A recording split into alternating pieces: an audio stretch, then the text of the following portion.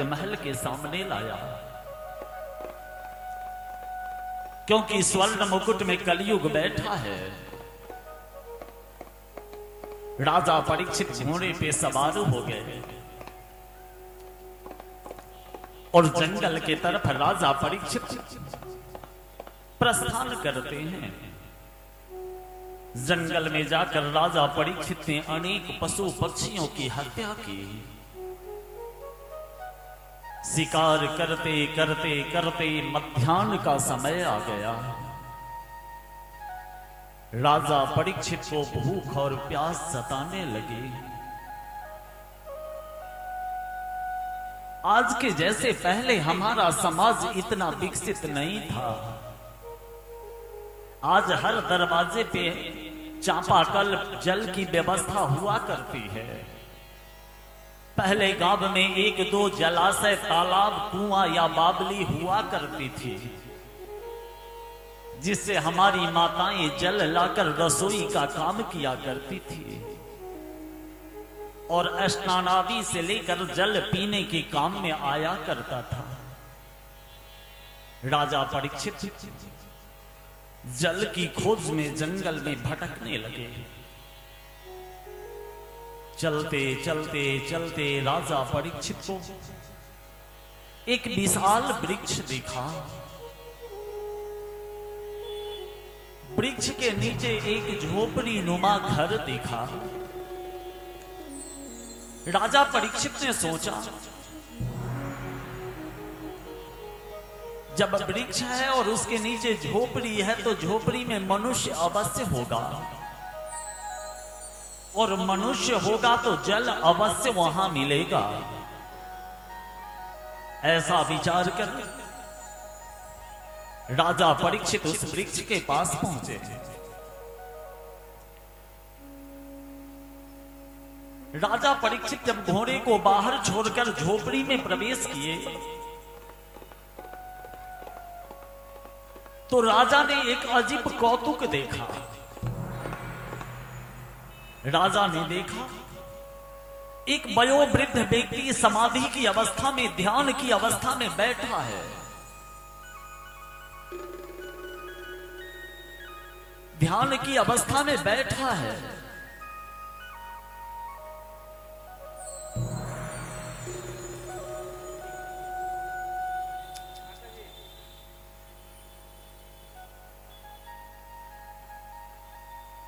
राजा परीक्षित ने देखा एक वृद्ध व्यक्ति ध्यान की अवस्था में बैठा है।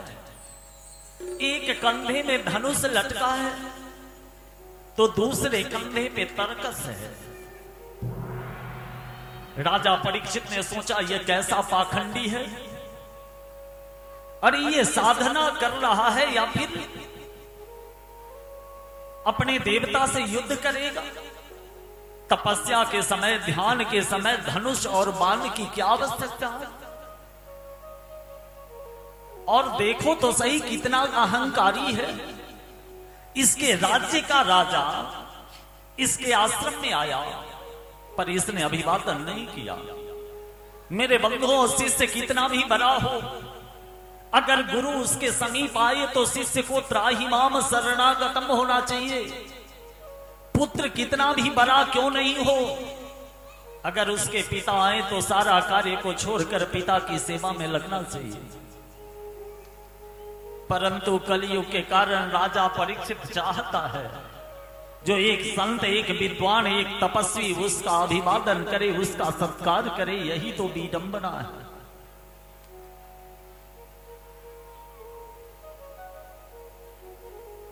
राजा परीक्षित यही सोचते हुए आश्रम से बाहर निकले। एकाएक राजा परीक्षित को एक मृत मरा हुआ सर्प दिखा।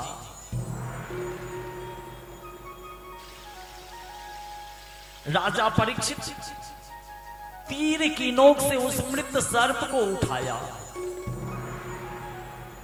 और उठाकर समाधि में जो संत बैठे हैं उनके गले में लपेट दिया।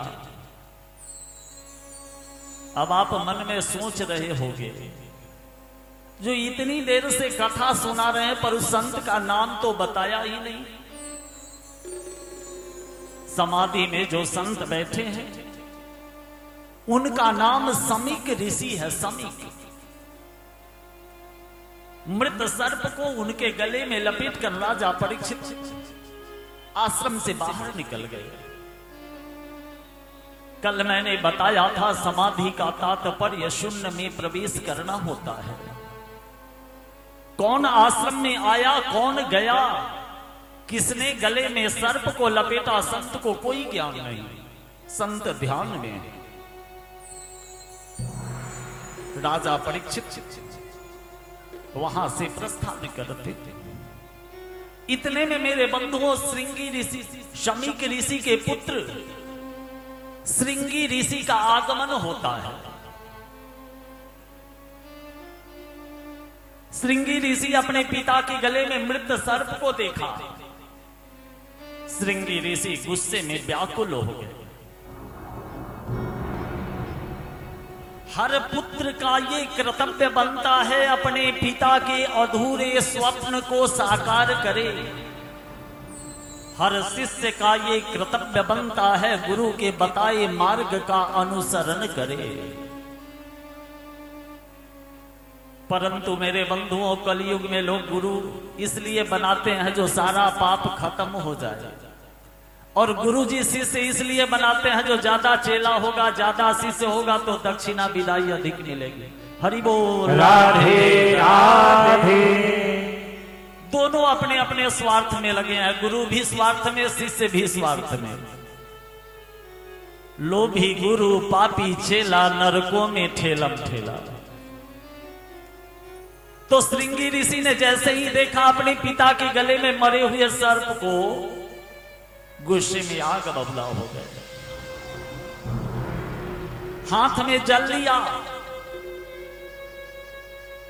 और श्रृंगी ऋषि ने कहा, जिसने भी समाधि में बैठे मेरे पिता के गले में मृत सर्प को लपेटा है, आज के 7वें रोज, आज के 7वें रोज तत्क्षक नाम का सर्प उसके मृत्यु का कारण होगा। हरि बोल, राधे राधे। श्राप दे दिया। राजा परीक्षित उधर राज्य महल पहुंचे और जैसे ही स्वर्ण मुकुट को माथे से उतारा मेरे बंधुओं, राजा परीक्षित को दिन में तारा दिखाई देने लगा। नेत्रों से अश्रुधारा टप टप टप टप गिरने लगी। कितना जघन्य अपराध किया, अनजाने में मैंने ये क्या कर लिया। राजा परीक्षित अपने मन में सोचते हैं, अनजाने में किए गए कार्य का अनुसरण करते हैं, मुझे ऐसा नहीं करना चाहिए। कितना बड़ा पाप मैं कर लिया। पृथ्वी पर गिरकर नेत्रों से अश्रुधारा गिराते हुए राजा परीक्षित चिंतन करते हैं। सदा ना रहा है, सदा ना रहेगा, जमाना किसी का नहीं चाहिए, दिल दुखाना किसी का नहीं चाहिए, दिल दुखाना किसी का। सदा ना रहा है, सदा ना रहेगा, जमाना किसी का नहीं चाहिए, दिल दुखाना किसी का नहीं चाहिए, दिल दुखाना किसी का। दोनों हाथ से ताली बजाते हुए मेरे बंधुओं, हरि बोल, राधे राधे।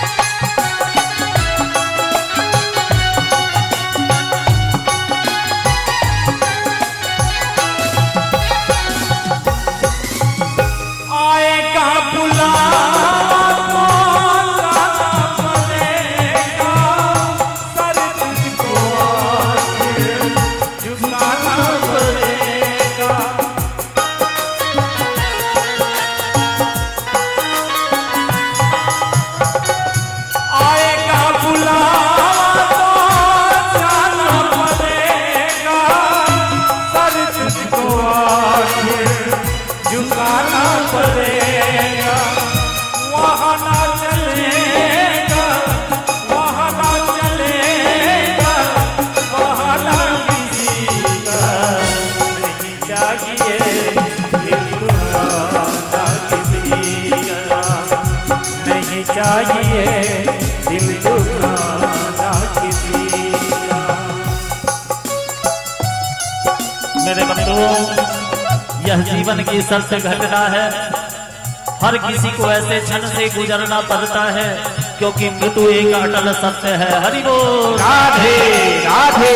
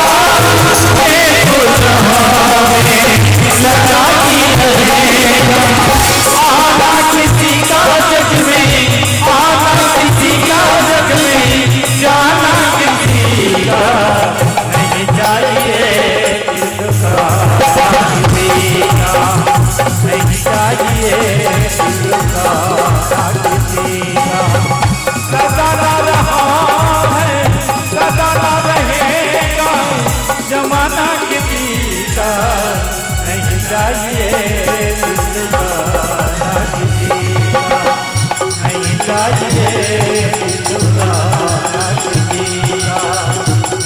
चाहिए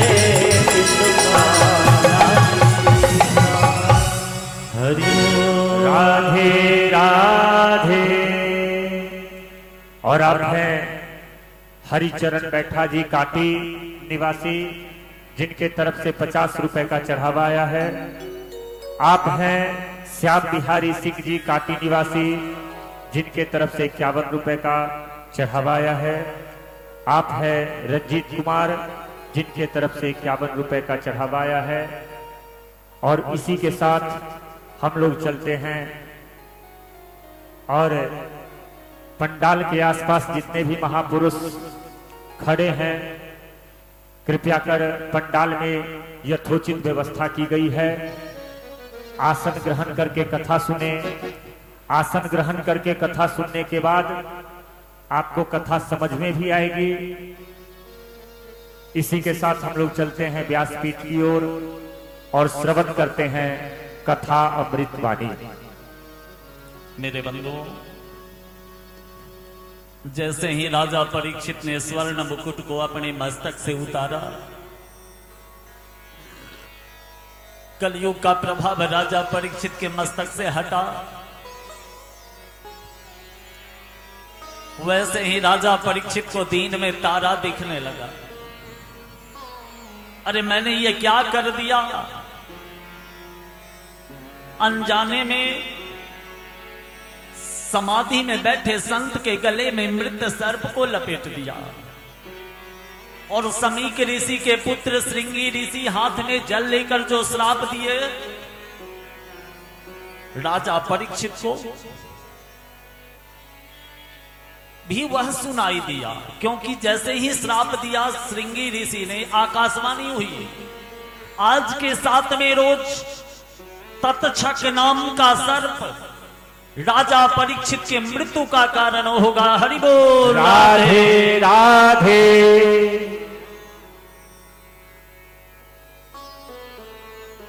अब जैसे ही गांव में यह खबर कानों कान फैलने लगी, राजा परीक्षित आज के 7वें रोज परमात्मा के प्यारे हो जाएंगे। राजा अब नहीं बच पाएंगे। गांव के एक एक नगर के प्रजाजन, ब्राह्मण, क्षत्रिय, वैश्य सभी आकर राजा परीक्षित से मिलने लगे।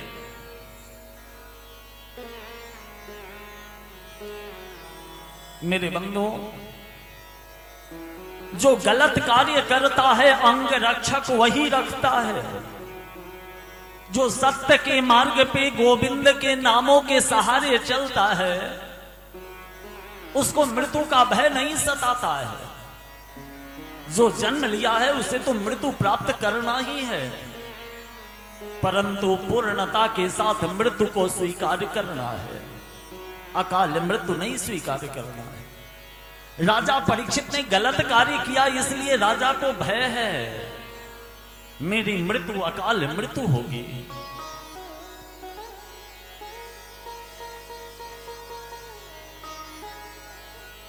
यहां तक कि वेद व्यास जी महाराज भी राजा परीक्षित से मिलने आए। वेद व्यास जी चाहते तो राजा परीक्षित के मृत्यु को सुधार सकते थे, परंतु मेरे बंधु, जो भी प्रजाजन आता, जो भी व्यक्ति आता, सब राजा परीक्षित से यही कहता, महाराज आपके जैसा व्यक्ति ऐसा कैसे कर लिया? संत के कोप का भाजन कैसे बन गया? आप तो वैष्णव थे, आप तो विष्णु के उपासक थे।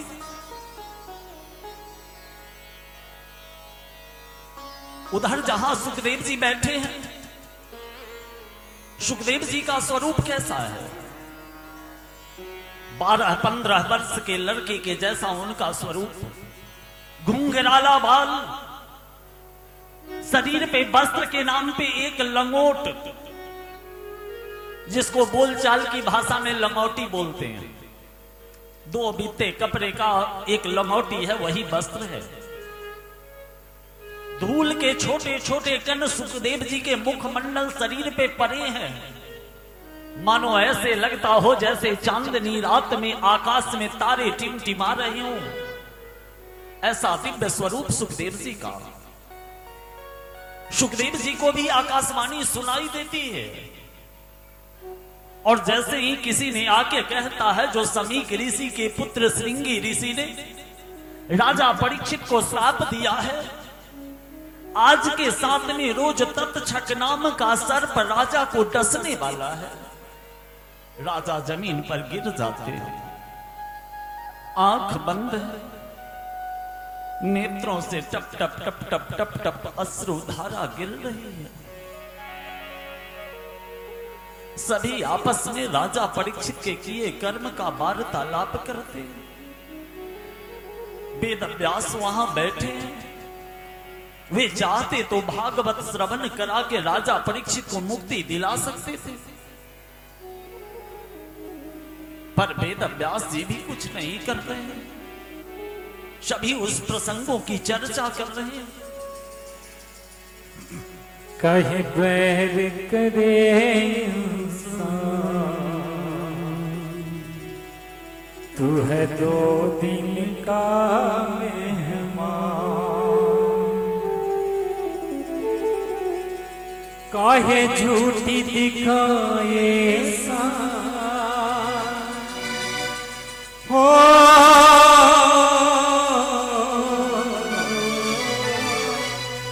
काहे झूठी दिखाए सा, तू है 2 दिन का मेहमान। काहे बैर करे इंसान, तू है 2 दिन का मेहमान। काहे बैर करे इंसान, तू है 2 दिन का मेहमान। काहे झूठी दिखाए सा, काहे झूठी दिखाए सा, तू है 2 दिन का मेहमान। काहे बैर करे इंसान, तू है 2 दिन का मेहमान। काहे बैर करे इंसान, तू है 2 दिन का मेहमान।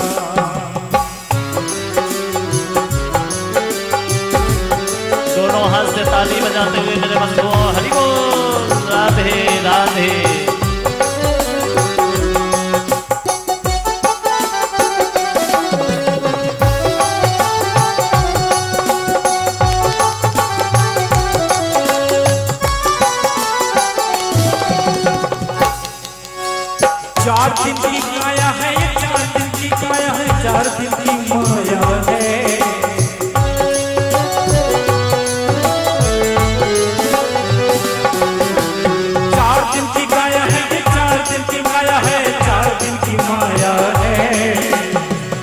और बंगलों की 4 दिन की छाया है, 4 दिन की छाया है।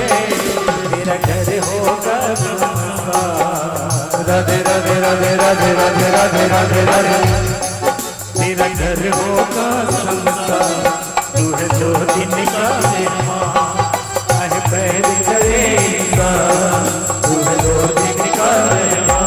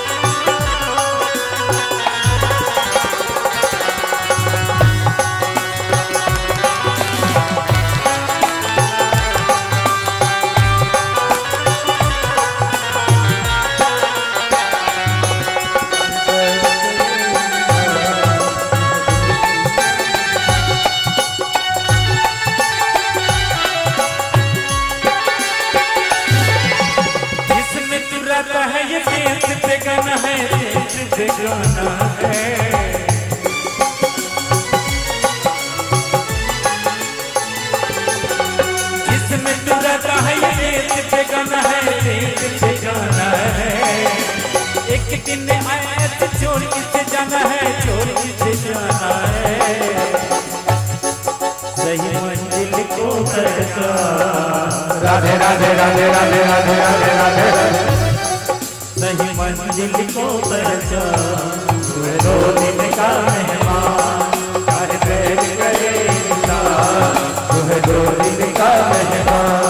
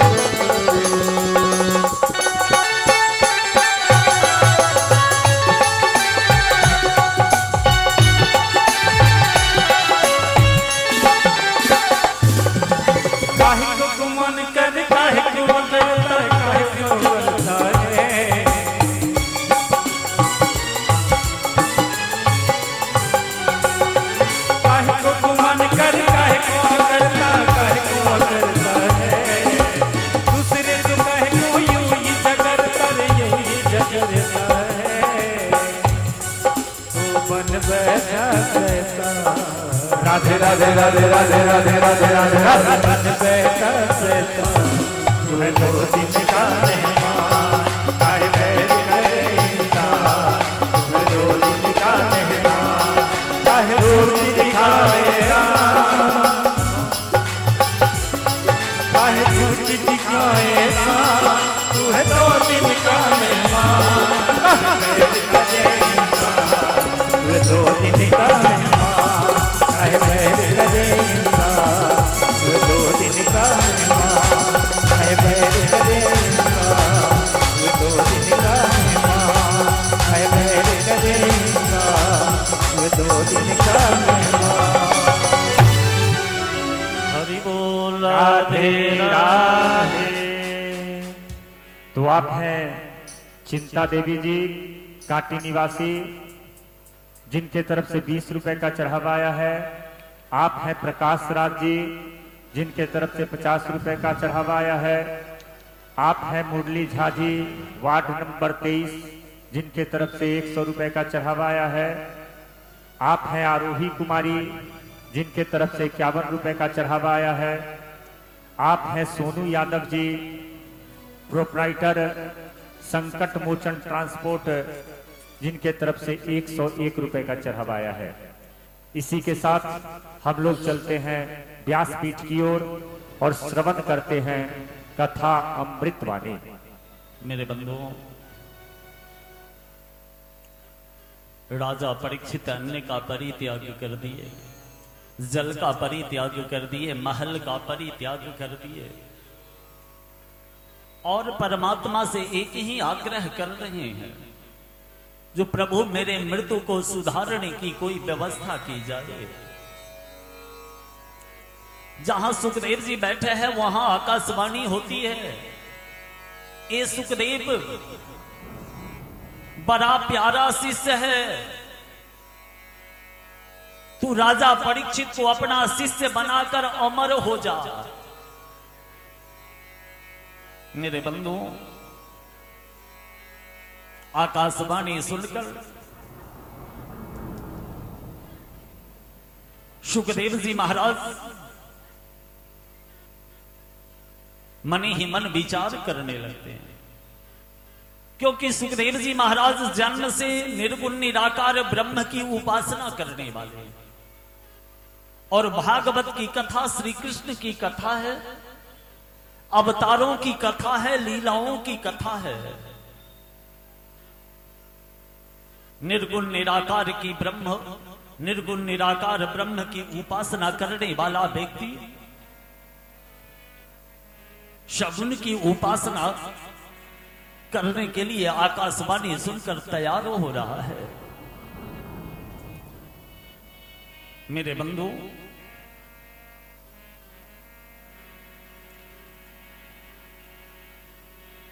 शिष्य अगर श्रेष्ठ होता है तो गुरु की कृति तीनों लोग चौदहों भुवन में फैलती है। आज भी लोग कहते हैं जो धनुष विद्या प्रभु श्री राम विश्वामित्र से सीखे। सांदीप्य ऋषि के आश्रम में श्री कृष्ण ने विद्या अध्ययन किया। सांदीप्य ऋषि तो हजारों शिष्यों को विद्या अध्ययन कराए होंगे। पर कृष्ण के कारण सांदीप्य को हर कोई जानता है। प्रभु श्री राम के कारण विश्वामित्र की कीर्ति तीनों लोग 14 भुवन में फैली। सुखदेव जी महाराज आकाशवाणी सुनकर चलने के लिए तैयार होते। मेरे बंधु, एक छोटा सा दृष्टांत याद आ रहा है, क्योंकि मनुष्य का 2 जन्म होता है। एक जन्म तो मां के गर्भ से होता है और दूसरा जन्म गुरु दीक्षा संस्कार प्राप्त करने के पश्चात तो होता है। इसकी कथा सरित सागर का एक प्रसंग याद आ रहा है, ध्यान से सुनिएगा, बहुत अच्छी कथा है। किसी गांव में एक साहूकार रहा करते थे। किसी गांव में एक साहूकार रहा करते थे। साहूकार की गृहस्थी अच्छी चल रही थी। साहूकार के एक बेटे थे, एक बहू थी, एक पत्नी थी और एक अपने थे। 4 परिवार का सदस्य उनका था। घर में 4 सदस्य थे। बैसाख के महीने का समय था। दोपहर के समय साहूकार भोजन करके घर में विश्राम कर रहे थे। घर की खिड़की खुली थी। साहूकार की बहू घूंघट काढ़े गगरी लिए कुआं पे जल लाने गई। उसी समय एक संत का आगमन हुआ। संत का उम्र लगभग 18-20 वर्ष का रहा होगा। संत ने देखा जो कन्या गगरी लेकर जल लेने के लिए कुआं पे आई है ना, उसके गले में एक माला था। संत ने पूछा, बेटी तेरा जन्म कब हुआ? कन्या ने कहा, महाराज करीब 2 वर्ष पहले हमारा जन्म हुआ। फिर संत ने पूछा, बेटी तेरे पति का जन्म कब हुआ? कन्या कही, महाराज 1 वर्ष पहले मेरे पति का जन्म हुआ। फिर संत ने पूछा, तेरी सासू मां का कब जन्म हुआ? कन्या कही, महाराज 6 महीना पहले मेरे सासू मां का जन्म हुआ। अब संत ने पूछा, बेटी तेरे ससुर का जन्म कब हुआ? कन्या कही, महाराज क्या बताऊं, वे तो अभी मां के गर्भ में पड़े हैं, बाहर नहीं निकले हैं। इतने में संत ने कहा, बेटी प्यास लगी है, जल मिलेगा? कन्या कही, जी महाराज। जल भरकर घूंघट काढ़े संत के तरफ जल बढ़ाई। साहूकार अपनी खिड़की से सब कुछ देख रहा था। साहूकार अपने घर से बाहर निकला, संत के पास आकर कहा, महाराज आपके मन की बात को मैं समझ रहा हूं, आप कैसे संत हो। ऊपर से तो संत का चोला आपने ओढ़ लिया, पर अंदर से शुद्धि आपकी हुई नहीं। आप मेरी बहू से क्या बात कर रहे थे, मुझे बताओ। और संत के हाथ को पकड़ लिया, जो आज मैं जाने नहीं दूंगा, तेरी खबर लूंगा। इतने में गांव के 2, 4, 10, 20 लोग एकत्रित तो हो गए। साहूकार ने कहा, देखो ना ये कैसा पाखंडी है, मेरी बहू को बहला फुसला रहा था। गांव के लोग कहे, महाराज आपने क्या कहा इनकी बहू को? संत ने कहा, महाराज बहू से ही पूछ लो। तो बहू बताई, जब मैं जल भरने आई तो ये संत आए, मैंने इनको अभिवादन की, प्रणाम की, तो इन्होंने आशीर्वाद दिया और मुझसे कहा, बेटी तेरा जन्म कब हुआ? तो मैं कही 2 वर्ष पहले। फिर इन्होंने पूछा, बेटी तेरा जन्म कब हुआ? तेरे पति का जन्म कब हुआ? तो मैं बताई, महाराज 1 वर्ष पहले। फिर इन्होंने पूछा, तेरे सासू का जन्म कब हुआ? तो मैं बताई, महाराज 6 महीना पहले। तो साहूकार कहता है, महाराज ये सब तो ठीक है, क्या मैं मां के गर्भ में अभी तक सोया हूं? ये बड़ा सा मकान, ये सामने वाला जमीन, ये बड़ी सी गाड़ी, ये इतना बड़ा बिजनेस कारोबार कौन करता है? मैं ही तो संभालता हूं। और ये कहती है मां के गर्भ में पड़े। गांव के जो लोग एकत्रित गणमान्य हुए थे, उन्होंने कहा, संत की वाणी मुझे समझ में नहीं आती, महाराज आप समझाओ। संत ने कहा, अरे महाराज समझना क्या है, जब मैं आया प्यास लगी थी, मैंने कन्या के गले में एक तुलसी की माला को देखा, मैंने पूछा, बेटी तेरा जन्म कब हुआ? तो कन्या के कहने का तात्पर्य था, महाराज 2 वर्ष पहले मेरे गांव में एक वैष्णव संत आए थे, कथा प्रवचन किए, कथा अच्छी लगी, उनकी वाणी अच्छी लगी, गृहस्थ आश्रम के लिए कल्याणकारी था, तो मैंने उनसे गुरुमुख हुई और ये तुलसी की माला धारण कर ली। तब गांव के लोग ने पूछा, महाराज इसने जो कहा, जो पति का जन्म 1 वर्ष पहले, तो जब मैं दीक्षा ली तो उसके बाद घर में लड्डू गोपाल को ले आई, रात्रि के चतुर्थ पहर में जगती, तुलसी दल पुष्प एकत्रित करती, पूजन के बर्तन को धोती, स्नान करती, ठाकुर जी को तिलक लगाकर पुष्प तुलसी दल अर्पित कर घंटी बजाकर पूजा करती। मेरे पति तंग आ जाते। अंत में गुरु महाराज जब आए तो मैंने अपने पति को गुरुमुख 1 वर्ष पहले करा दी। अब पति पत्नी दोनों मिलकर पूजा ठाकुर जी की सेवा करने लगे। इतने में हम 6 महीने पहले हमारे गांव में भागवत जी की कथा हुई। कथा में जो कथावाचक थे, वैष्णव थे, संत थे, मेरी सासू मां उनसे गुरुमुख हो गई। तो 6 महीना पहले मेरे सासू का जन्म हुआ। अब गांव के लोगों ने पूछा, तेरे ससुर का? अरे महाराज अभी 1 किलो का पैसा लेते हैं, 900 ग्राम वजन करते हैं, मांस मदिरा का भक्षण करते हैं, दूसरे से बेईमानी करके धन एकत्रित करते हैं। तो अगर उनका जन्म हो जाता तो उनको पता होता जो ये संसार अस्थाई ठिकाना नहीं है, ये संसार कर्म भूमि है, कर्म करके हम सभी को वापस जाना है। तो फिर 1 केजी का पैसा लेके 900 ग्राम वजन नहीं करते। साहूकार संत के चरणों पे साष्टांग गिर जाता है और संत को अपने गुरु के रूप में स्वीकार कर लेता है। मेरे बंधुओं, भक्ति के लिए कभी किसी उम्र की आवश्यकता नहीं होती, कभी भी किया जा सकता है।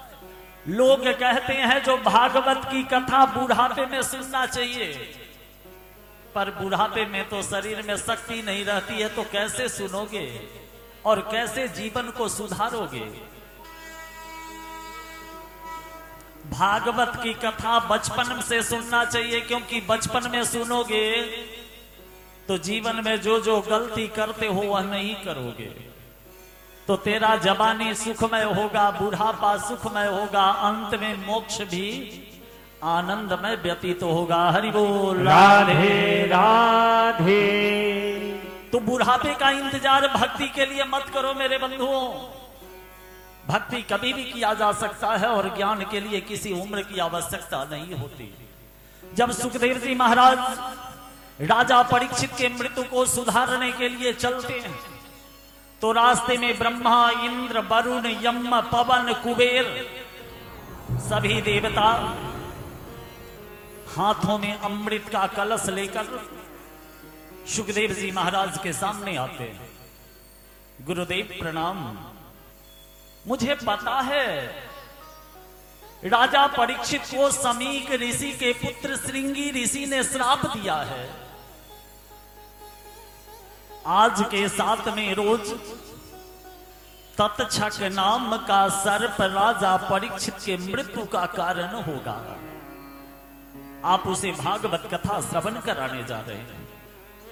राजा जीना चाहता है।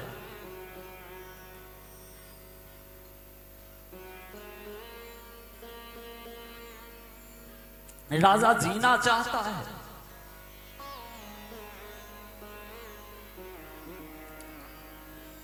और राजा परीक्षित इस कथा का अधिकारी नहीं है। कथा अब हम देवताओं को श्रवण कराते और राजा परीक्षित को ये अमृत पिलाकर उसे अमर कर देंगे।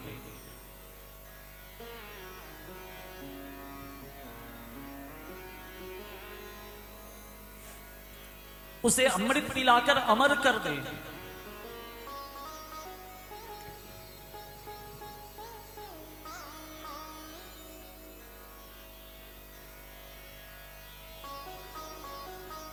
सुखदेव जी महाराज ने कहा, सुखदेव जी महाराज ने कहा, अरे कहां ये पारसमणि भागवत की कथा और कहां कांच के टुकड़े के समान ये अमृत का कलश। भागवत जी के सामने अमृत कलश की क्या तुलना।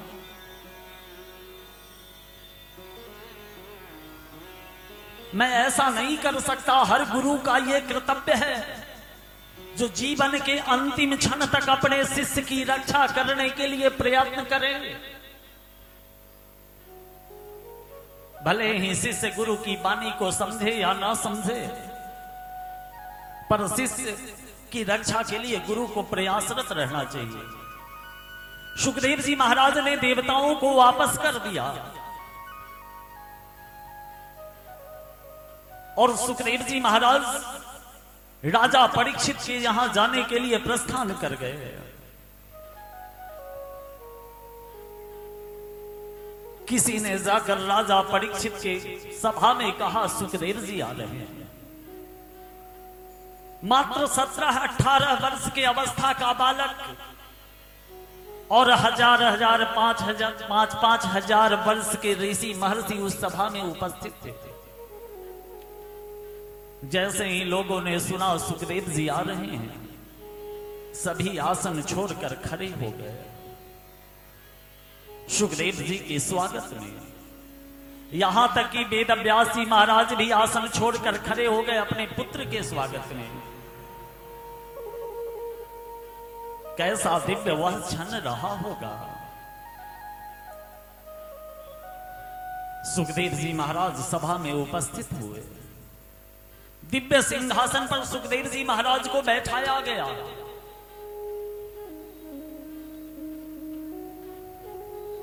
किसी ने जाकर राजा परीक्षित से कहा, महाराज आपके मृत्यु को सुधारने के लिए सुखदेव जी महाराज आए हैं। राजा परीक्षित के नेत्रों से अश्रुधारा टप टप टप टप गिरने लगी। राजा परीक्षित सोचते हैं, मैं जाकर गुरुदेव को क्या कहूंगा जो मैंने समाधि में बैठे संत के गले में सर्प को लपेटा है। नेत्र बंद है, अश्रुधारा गिर रही है। राजा परीक्षित सुखदेव के चरणों पे साष्टांग दंडवत करते हैं और मन ही मन अपने जीवन में किए गए कार्यों को दोहराते हैं। याद करते हैं, मैंने कितना जघन्य पाप किया।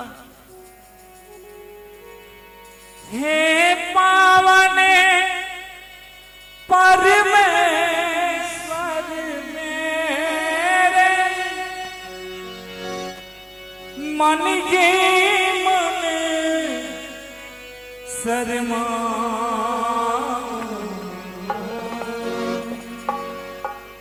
मैली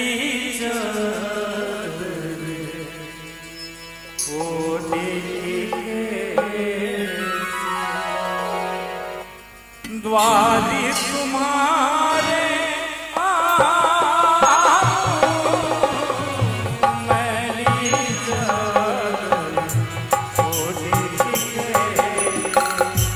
वारी तुम्हारे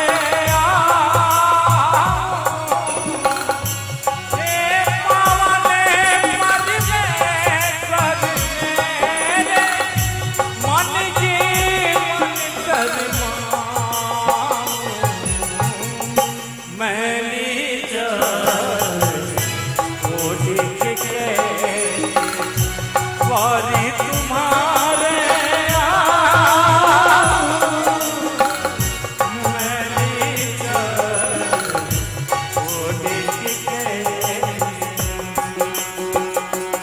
दोनों हाथ से ताली बजाते हुए मेरे बंधु हरि बोल। राधे राधे।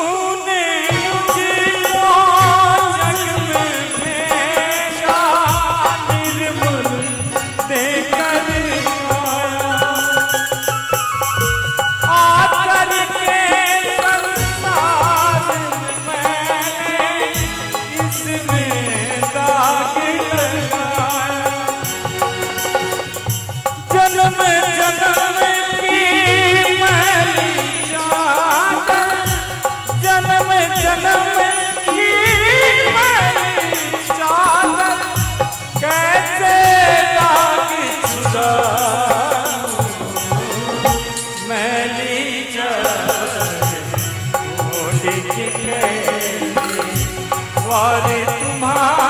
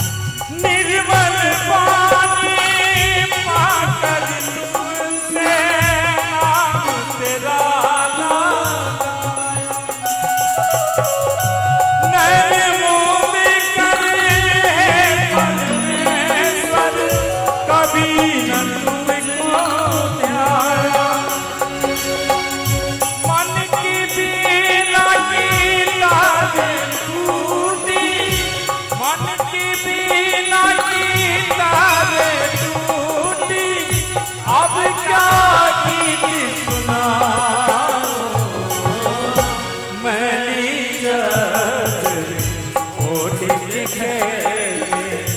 वारी तुम्हारे मैली के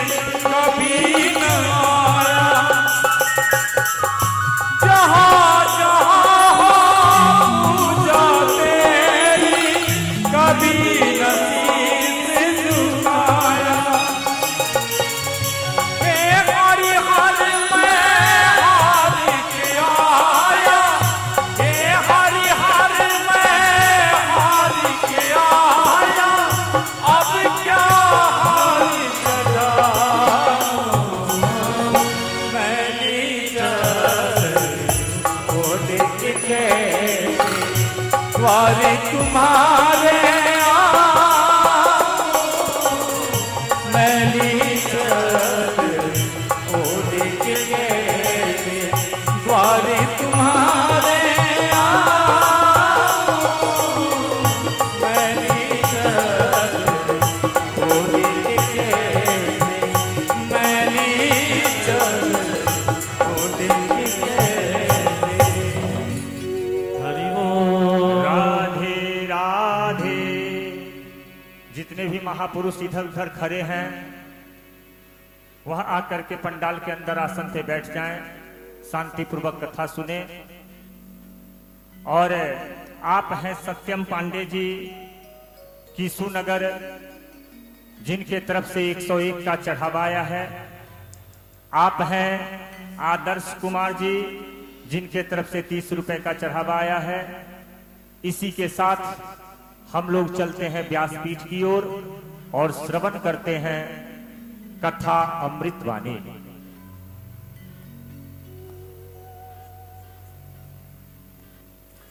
मेरे बंधुओं,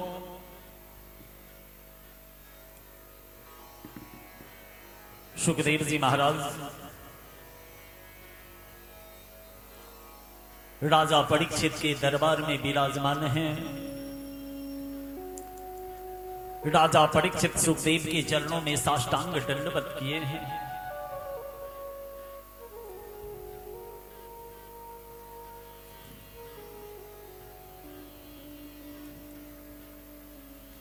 सुखदेव जी महाराज राजा परीक्षित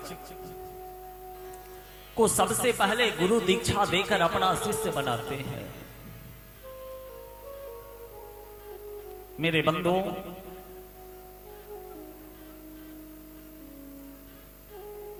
क्योंकि जन्म का जाति कुल गोत्र अलग होता है, परंतु दीक्षा लेने के बाद पश्चात गृहस्थाश्रम में पूर्णता आती है और गुरु के गोत्र से शिष्य का गोत्र जुड़ता है। तो सर्वप्रथम गुरु दीक्षा देकर सुखदेव जी महाराज राजा परीक्षित को अपना शिष्य बनाते हैं। शिष्य बनाने के पश्चात सुखदेव जी महाराज राजा परीक्षित से कहते हैं, राजन तू परेशान क्यों है? तेरे पास पूरे 7 दिनों का वक्त है। 7 घंटे में तेरे मृत्यु को सुधारा जा सकता है। हरि बोल। राधे राधे। 7 घंटे में मृत्यु को सुधारा जा सकता है। ऐसा क्यों कहा सुखदेव जी ने? पता है, क्योंकि राजा परीक्षित सामान्य श्रोता नहीं है। मां के गर्भ में भगवान विष्णु का दर्शन, कृष्ण का दर्शन,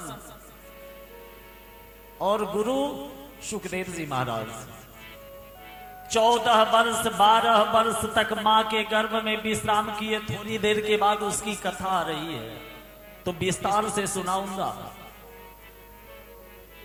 इतना दिनों तक मां के गर्भ में किसी ने विश्राम नहीं किया।